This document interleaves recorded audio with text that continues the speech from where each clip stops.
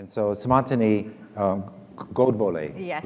we'll start with you and SVP, Digital Enterprise Marketing and Loyalty at Target. Yvonne Garcia SVP of Investment Management Services at State Street. And then Michele Sullivan, who's the president of the Caterpillar Foundation. So let's give our guests a warm welcome here.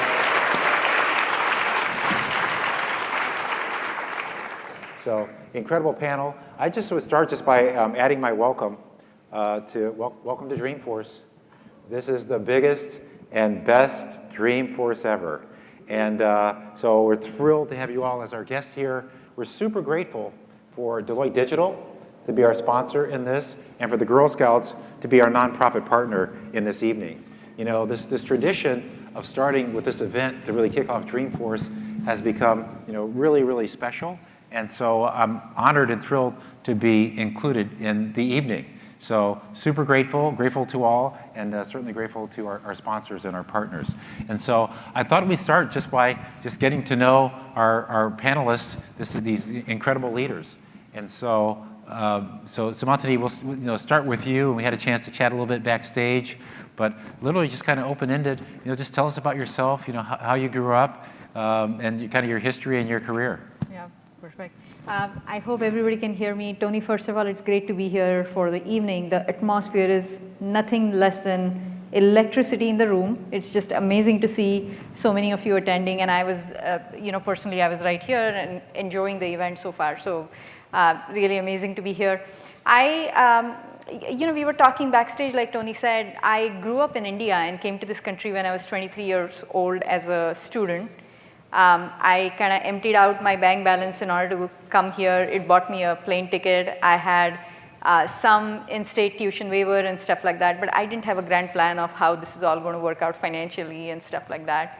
But it's my knowledge about the US, this was pre-internet, right? Like I came here in 1993, so this was, you couldn't Google Texas Tech is where I did my graduation and just look at the pictures or find out what's going on. So you knew America as an immigrant through Hollywood movies and some literature you read, and that's all you know, and you get on a plane and you come here and figure out how to live here, how do things work socially and otherwise. You have no problem kind of grasping the academic side, but you have all kinds of, like I used to go to a restaurant and it used to say all you can eat $3.99, and I used to say I don't know what that means. Like it was funny. And then I did my graduation from Texas Tech, and then I joined American Airlines. I joined Sabre after that, Travelocity after that, and then I joined Target, which is like just so much fun, and I'm truly enjoying myself, and I'm just proud and humbled to be representing them here.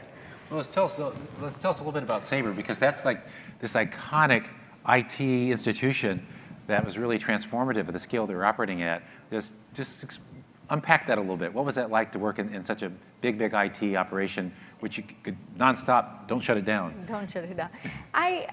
That was a amazing time, and I think as a young, I had graduated just a couple of years ago from the university, and going and joining a company like that, I got to travel around the world, because you basically are meeting a lot of airlines around the world, and you're writing solutions for them. Some of the earliest things that we look at them as innovation today actually were brought in by airline industry to begin with. For example, frequent flyer programs, how to maximize capacity, right? The fact that you and the person next to you are paying different fares. All that came from that place, and I think it was just amazing. Some of the optimization, flight scheduling, those are the things I did there. And I think it built my foundation in technology, and and it just helped me in my future career. Fantastic. Yvonne, just tell us a little bit about your journey. Yeah, well, thank you, Tony. First of all, thank you for the warm welcome. When I walked in, Marissa from Salesforce came up and hugged me. I'm like, wow, how does she know me? And I'm like, oh, because I'm wearing the same color and dresses in my profile picture. Oh my God. I was like, she's really good. But consistency is key in every brand, right? So I just love this dress, and I love the color. And you know, like ladies, like this is my fat period when we're starting to go into the fall, and so this dress is just the one that, you know, just fits good no matter what size no matter how much weight, up 10, down 10, just feels good, looks good, and it's a great color. But that wasn't your question, Tony, sorry. We all have our go-to outfits, okay? So I'm wearing the same blue, literally the same blue shirt. You got to go-to outfit. If it works, I just keep going back to it. Yeah, I figured it's a women's conference, and this is uplifting. It's also 10:40 p.m. Eastern, way past my bedtime, so I needed something to keep me awake. But thank you. But seriously, though, the customer experience and just the different key stakeholder experience that I've had working with Salesforce has been phenomenal. I mean, it's just from the minute they engaged with us at State Street and with me individually, it's just been so impressive and something to be said about customer experience. So congratulations, well done. When I think of my life and my career, I size it up in 3 symbolisms in my life, and I call them my mother's red lipstick, the little blue kindergarten chair, and my Bangladesh family. And what I mean by that is my mom was a working mom. She was a medical technologist at St. Luke's Hospital in Harlem. She worked there 37 years. She would leave at 6 in the morning and sometimes worked overtime when we would decide to study abroad, or my sister went to medical school, et cetera, whatever it took to have to pay larger bills, she would work overtime. So we wouldn't see her sometimes, days at a time. So every morning she would put on bright red lipstick and she would kiss all 3 of us on the forehead while we were asleep. And we would wake up in the morning and run to the mirror and look for the red lipstick mark. And somehow that mark on my forehead carried me through the day no matter what the day brought. And I learned my work ethic, and she also taught me that it's okay to be a working mom. In fact, I think I got my work ethic through her, and I'm a role model to my children the same way she is to us. So working moms, you actually are serving as role models, and it starts at home. So congratulations, and never feel guilty. Yeah. And then the little blue kindergarten chair is, my dad was an entrepreneur. He had a jewelry store in Chinatown in New York, so his hours were more flexible. So he was doctor appointments, and he was the one who would take us to our first day of school. And I remember when he took me to kindergarten, and I was terrified, and I said, the only way I'll go in is if my dad waits for me at recess. And the teacher looked at him, and he nodded, and he sat in a little blue kindergarten chair. And at recess, I came out, and I asked the teacher, I said, I want to see my dad now. And she opened the door, and there was my dad sitting in the little blue kindergarten chair. And I remember that because the role that men have played in my life, I attribute to how my dad taught me to be a strong, independent woman. And the role that he played in my life is what has allowed me to really benefit from some great relationships I've had with men, whether it be throughout my corporate career and of course, as my partner now. And then lastly, my Bangladesh family. We were raised Roman Catholic. My mom's Lebanese, Dominican. My dad's Dominican. My brother-in-law's Jewish. My husband's Moroccan Muslim. My nephews are Muslim. My nieces are Jewish. We're Roman Catholic. My kids are extremely confused.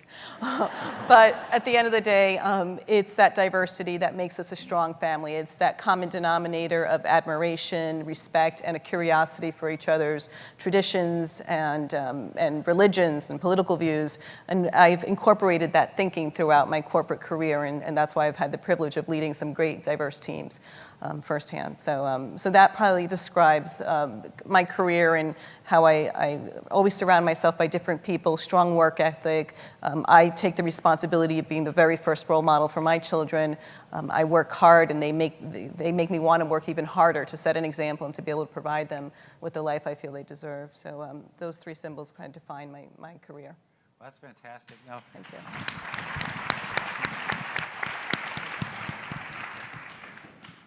You left out a couple of really interesting chapters. I'm not going to let you off the hook, right? Mm-hmm. So, and correct me if I got this wrong, but you studied abroad, right? I did, yeah. Tell us what inspired you, where'd you go, what was that like? Yeah, I studied in France, and my mom still remembers because she gave me an American Express credit card, and she says, only use this if there's an emergency. And I had a lot of emergencies in the Champs-Élysées because they have great shops. And she's like, why do you always have emergencies in the same place called Zara? I was like, oh, like, well, I've always loved international business. I've always, I speak 3 languages. I grew up speaking Spanish at home. My parents, would try to take us away to different countries when we were young.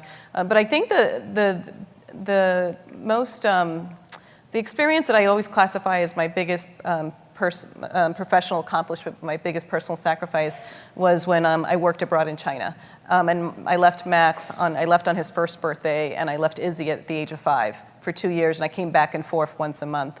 And that was lesson learned. When presented with an opportunity, sometimes you can't overanalyze it. They called me on a Thursday. They said, we're leaving to China on Monday. You have 24 hours to process your visa. On Friday, are you in or out? Clearly, I was Plan B because someone must have dropped out. And Plan B is not bad sometimes. I mean, my husband was Plan B, and he turned out okay. But I can say that. Tell us about was that Bank of the China Development That was Bank? Bank of America had 20% in China Construction Bank, and we went to build a private bank from scratch. And I also was able to acquire my Six Sigma black belt as a result. But look, I joke, but I really was Plan B. And if I would have sat there and thought about it too much and overanalyzed it, they would have gone to the next person because they just needed someone to get on that plane on Monday. And it was probably one of the greatest experiences of my life. I learned to work with different cultures and to build something from scratch. So it was a lesson that when opportunity knocks, sometimes you just got to jump on it and make the best of it and take calculated risk, but take the risk. That's fantastic. I'm going to double click on one last thing that really caught my interest. And again, if I got it wrong, I apologize. But you were in the ROTC? Yeah, Army, that was interesting. Tell us about that. Yeah, well, I was, so I only did 2 years. I was in high school, and when I was leaving high school, I was in a very disturbing relationship and had a really low self-esteem, and I just needed something. I said, what can I do when I get to college? It's really going to kind of whip me into shape and help me build my confidence back. And my cousin, who's now a colonel in the U.S. Army, said to me, I think you should sign up for Army ROTC. You're going to love it. And I did it for 2 years. I was the only woman in a 150-male platoon, which is not the reason I did it. But I gained a lot of brothers. I definitely learned how to navigate around men, how to be respected and kind of hold my own. I made them hold my backpack. Is that what it's called? I forgot what it's called now. My rucksack, I made them hold it most of the time. But I learned leadership, some key leadership skills. And it also, I built my confidence. It taught me discipline. And it was a great experience. And at that point, sophomore year, you either had to enlist for 7 years, but I really wanted to study abroad, so I decided to study abroad. But it was a great experience. Super cool. Okay, Michele, turn to you in a similar vein. Just share with us, your journey and some of the highlights along the way and key experiences. Yeah, thank you for allowing me to be here. It's a great honor. And a privilege for sure. It's everybody's dream to be at Dreamforce, right?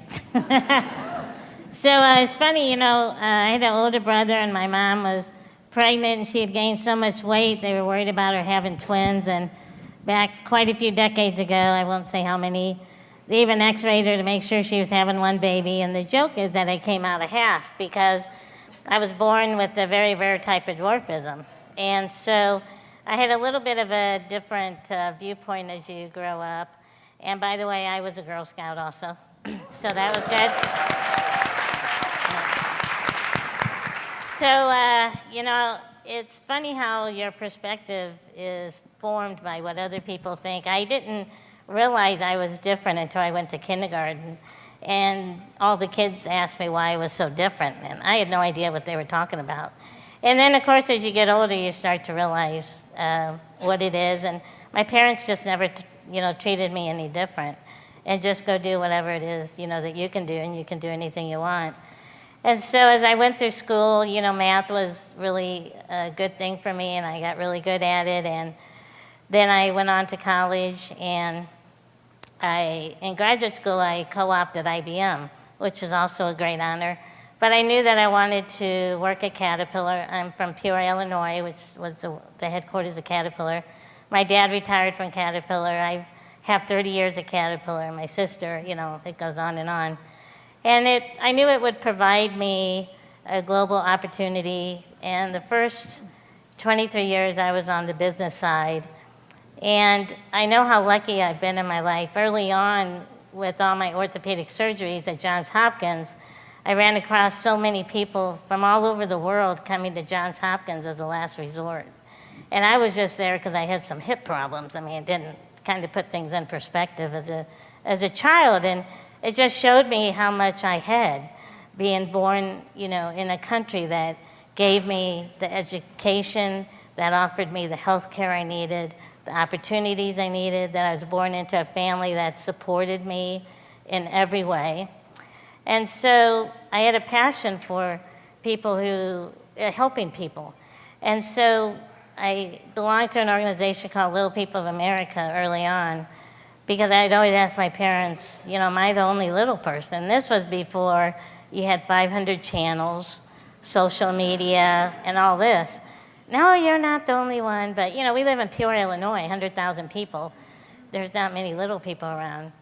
So my mom read in the Reader's Digest about this organization called LPA, and as I started at age 12, it really gave me confidence that, we really can do anything we want, like Mom and Dad said, when you're around others like yourself in terms of, 99% of the time I'm in the average size world, but the 1% a year, or when I visit my little friends, you have a different perspective. When they come to my house, they love my kitchen. When I built my house, it's very low. My sister and mom don't like coming over to cook on my house because everything is so low, but my little friends love it. So it's all about perspective. And an opportunity came up. The Caterpillar Foundation has been in existence since 1952. And I always found myself at work going down talking to the foundation people, always.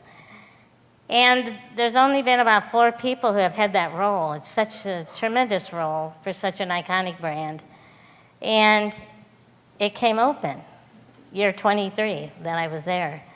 And my boss, called me and said, Michele, your dream is open. And so I went for it. And I wasn't the front runner at all. They had somebody in mind, a man. And I got it, and I was the first woman that's ever held this position.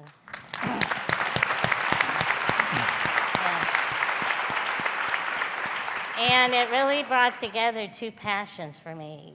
Obviously with our family tradition, Caterpillar is such a passion, but also to help others in the not-for-profit space, going back to my Johns Hopkins days. So it really brought 2 passions together. And I'm in my 8th year now, and I couldn't have done it with a lot of people. So.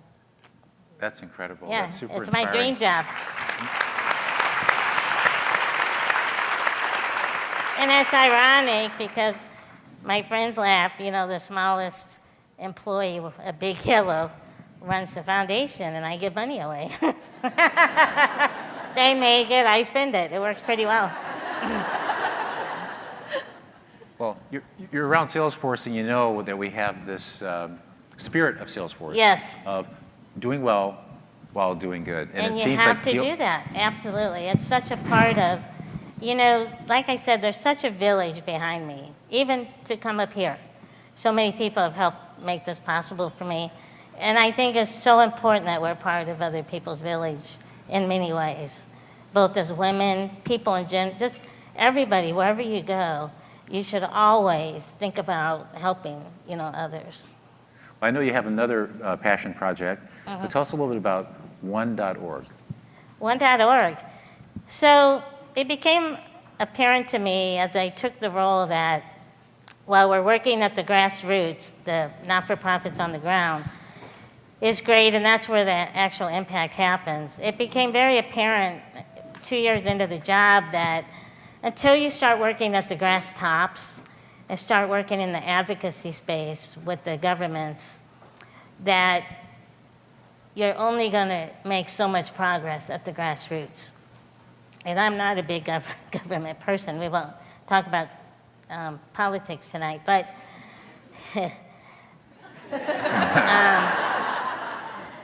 when you start to change the laws, then the culture starts to change as well. And as it starts to trickle down, is where acceptance happens and real change happens. And also, when you talk about large impact, that's where that happens. And One.org is an advocacy group that really works around the world to advocate for education, girls, and extreme poverty. And as you really start to make change at the government level around the world, you can see how it trickles down. So we really invest at the grass tops and we invest at the grassroots, and it really has made such a large impact. Our platform at the Caterpillar Foundation is Together Stronger, and it's through our partners such as One.org where it makes changes. For example, we all know that if a girl gets married at 10, her chances of being successful are extremely small. So as we can work with other governments and set laws where girls cannot be married at a certain age, until a certain age, you can really start to make change. And people are like, oh, that takes so long. I don't disagree.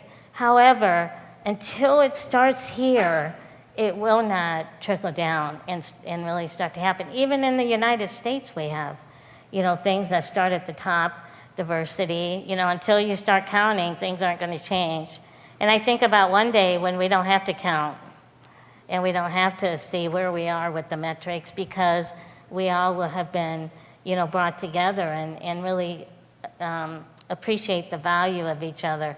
So I've really become a real advocate for advocacy, and I understand it much better now, and it's made a profound impact on our investments. Where are some of the countries where you're advocating for the empowerment of women and girls, and where you think that, just to create awareness for all of us, what can we do to make a difference and to help empower women and girls? Right.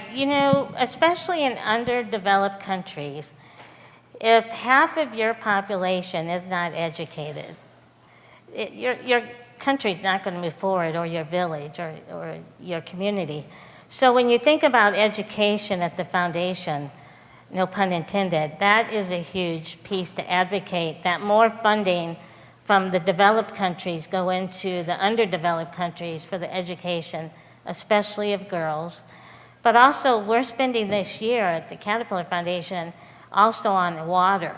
When you think about when I was in Rwanda in February, every mile we drove, there were girls carrying water all day without going to school. Clearly, you could see why they're not getting an education, not to mention the health and other aspects of access to water gives you. And so when you give people access to water, not only does it help them survive and health-wise, because so many die from unhealthy water, but they also are able to go to school. And so we visited one of the districts that we partner with Charity Water on in the Rwalindo district of Rwanda. And they built a pipeline, and it was a collaboration between the government, between Charity Water and the private sector, of which we were part of. And it's a three-legged stool. When you have the public, private, and cost sectors working together, it's a wonderful thing. We could learn something in this country working together. And that project gave the whole Rwalindo district 100% access to water. 98% of the children are now in school.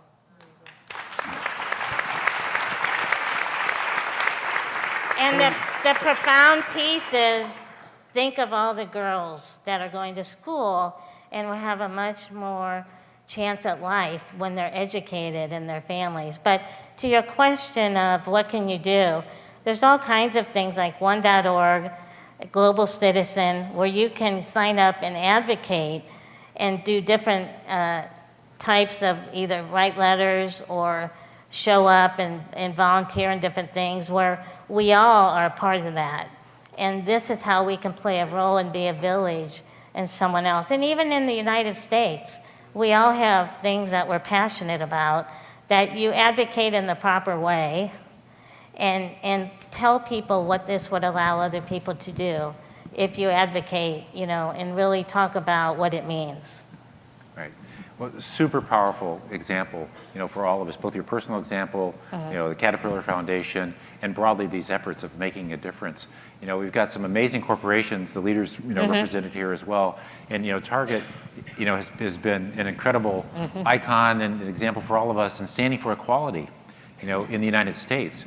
And so maybe just give us an insider's perspective of some of the things that have gone on there. And, we've sat, here at Salesforce and just admired, and across many corporations and nonprofits have admired the leadership of Target. And I just want to start by congratulating Target on the leadership stand that it's taken, particularly for the rights of LGBTQ people, right? So I turn it to you and just tell us the insider's perspective. Yeah, I think Target is really, really a special place. I mean, we do great work for our guests every day, and technology is my passion. I get to do that, so that's fantastic. But I think then you look and you think about everything Target is doing for the communities and the influence it's having from an equality standpoint, and then that's just mind-boggling. And I think, though I have all this love for technology, really why we work for Target, so many of us come to Target every day with new energy, is really because of what Target is doing for the community. And Tony, to your point, I mean, I had been working for high-tech companies throughout my career. And it was sort of lonely sometimes because you're the only woman in a conference room full of men, because generally tech field is dominated by men. And to come to Target and see how much Target is trying to do in order to make sure that there is representation, and it looks like our company should look like our guest base. And that's what Target is trying to do. I mean, some of the numbers are mind-boggling. Our board is, ethnically diverse to like more than 40%. We have about 36% women in our board. Our leadership team, this is our CEO and his direct reports, there are 36% each ethnically diverse and women. Half of our Target stores, there is something called a store team lead for each of the stores for Target, which basically is like really the CEO of that store. Half of those are women. And 25% of them are, run by ethnically or racially diverse folks. So, on one hand, we have all these values and principles, but I feel like Target lives it through actions. 5% of our profits we give to community causes. So there are like millions of dollars that Target gives every week. On top of all this, our products, there are more than 50 hair care products that we introduced in the market. They are available in 300 of our markets, which is all about, hair care products for ethnically and racially diverse folks. We promote suppliers who are, these are the companies which are run by either women or ethnically diverse entrepreneurs. So Target, I feel like, pushes on every boundary out there in order to make sure that our team member base, our investments, our causes represent what our guest base looks like and how we serve. We are in 1,800 communities, in 1,800 stores, and we just want to make sure that we are meaningful and doing meaningful contributions. So that is really, that's just, I feel fortunate to work for a company like Target. That's really fantastic, to see how Target puts its values into action, and there's so many proof points.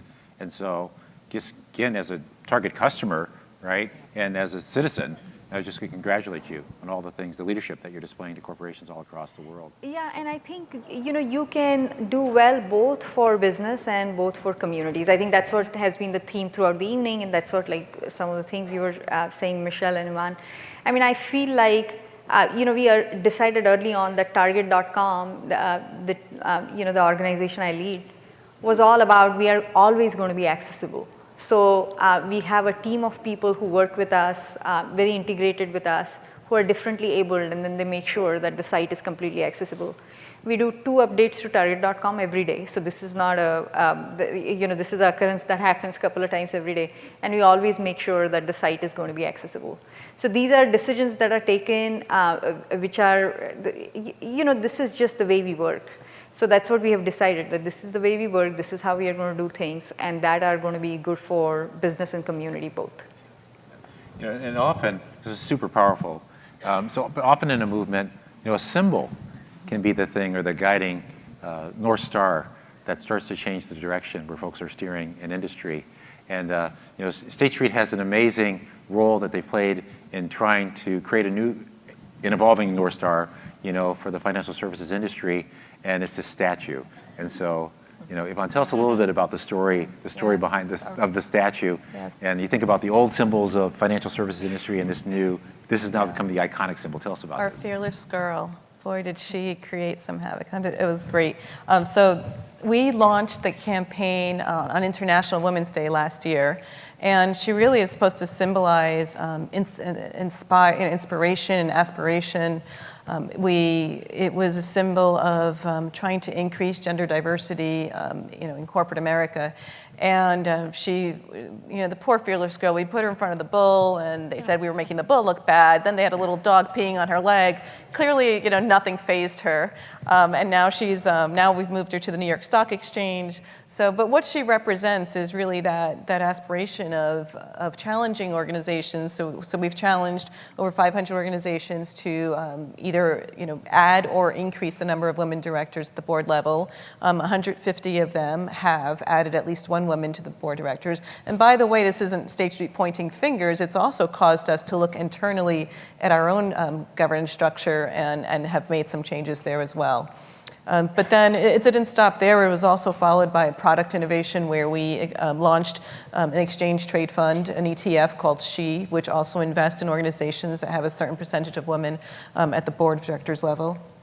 So it's been great. It's been a statement, and it's what I love the most is seeing pictures of little girls standing next to her, right? And the parents having to explain, why that little girl is standing in the middle of Wall Street in that position. So I think that it's allowed for a really important dialogue that perhaps, at our age when we were little girls, we didn't have the opportunity to talk about. But it's something that we take really seriously, and not only are we challenging other organizations, but we're challenging ourselves internally as well. It's super powerful, and courageous, and inspires people all over the world. And Wall Street is obviously this icon of the world, and people go there. And this has now become the destination to see, and people of all gender identities, seeing that, I think are inspired by that. And so out here in the audience, you've got your peers and you have aspiring leaders, and I'm going to give each of you just kind of what advice would you offer to the people, again, people of all gender identities in the audience, for the times that we're in and the times that are ahead, just based on your experience and your plans for the future. Actually, Michele, I'll start with you. What advice would you offer your colleagues and aspiring leaders? This is a fantastic time. There's so much visibility on equality, and we have a lot of work to do, but I do believe we're making progress. Be your authentic self, but also take a risk. And you may not always get exactly where you want, but you're still taking a step forward. And you do have to be brave. Being brave and sticking your chest out, that's not a good thing right now, but be confident in that you can do it, is what I mean, is be confident. And a lot of times, I always took the tough projects as well. They'd say, we need somebody to do this or that, and I wouldn't have any idea what they were talking about, and I'd take it anyway. And then I'd go figure out, what it was, and, they go, well, what do you know about it? Oh, I know enough to get started, don't worry. And, it was a risk, but it pays off. And not just at work, but in life. You have to take risk and get confident. And, the greatest thing you can give people, especially girls, is self-esteem.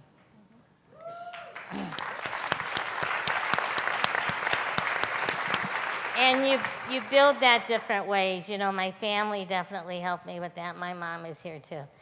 She gave that to me. Yep. And that little girl that you put out on Wall Street, I love that on International Day of the Girl. I wanted to go to New York and get my picture right. And it's things like that that really gets people thinking. But you have to want to go get it. So whatever it is you want, go get it. And have people help you, accept help. And, asking for help is a strength, it's not a weakness. And then go help somebody else. Always help somebody else. But take a risk and be brave. So Michele, if you had to pick one person who is your inspiration, your hero. Yeah, my mom. She's,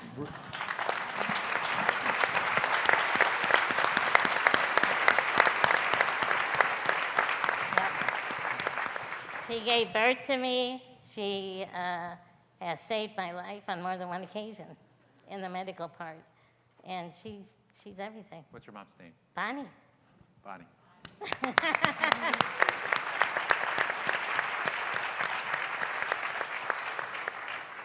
Well, Bonnie, thank you. You've inspired Michelle. She's inspired us. You've inspired us. So thank you. Thank you. So, Yvonne, if you had words of advice to offer to your colleagues and these aspiring leaders out here, what would you offer? I would say what's made my life richer has been learning about others, right? Making sure that in today's environment where at times it comes across as folks lacking patience of when there's someone different around them and not really wanting to learn what it is that individual is about. So I would say be curious about each other. You should want to learn about their differences and then find ways to incorporate them into your life, because whether it's your personal or professional journey, surrounding yourself by people with different walks of life and different points of views and different beliefs, different traditions, you are going to lead a much richer and, quite frankly, a much more fun life. I've done that, and you know, it takes compromise, it takes a lot of curiosity, and most importantly, it takes respecting each other's differences. But you will find how it's going to enrich in your personal and professional career so much more than if you just stuck with the same. Well, thank you. Seemantini. You know, as I've been thinking throughout, here is the thing: we spend enormous amount of time at work. If you think about it, the 8 hours a day, and of course nobody, you know, you end up working more than 8 hours a day. Let's just say that. Plus the commute, all that other stuff, everything put together, the travel, the times you are away from your family, all that stuff. So we really spend an enormous amount of time at work. And I think the way to do it, what I decided when my children were really, really small, I have 2, and I used to drop them at daycare, and you know, it breaks your heart when you drop them at daycare every day and go to work. But the thing is, I really loved my work. I really loved problem solving and really loved going there and working with teams. And then I decided that if I'm going to work, it has to be something I absolutely love, so that the 8 hours seem to go really, really quickly. So I would say my advice would be is really work on something you're absolutely passionate about, you love doing. And my second advice would be, I have always applied lessons from home to work and work to home. I think at work, if you're working for the right company, the amount of resources you get through training, through mentoring, through you know, diversity, which we learn at work, frankly, you can apply at home, because you are going to have multiple stakeholders at home who are going to have very diverse points of views, and you need to manage that. You know, if you belong to a family like mine, which is an Indian family with lots of relatives, cousins, in-laws, mothers, fathers, everybody having very diverse point of view, you're going to have to manage that. And I have literally applied the training I got at work to manage my stakeholders at home. And I would say, so do that, but work where you can bring your whole selves, you can really enjoy and really learn something, and apply your work lessons at home. And I think that will bring success both at home and work. Thank you. So incredible words to live by, to be inspired by. Seemantini, thank you. Yvonne, thank you. Michelle, thank you. Bonnie, thank you. And so thank you all this evening. Thank you.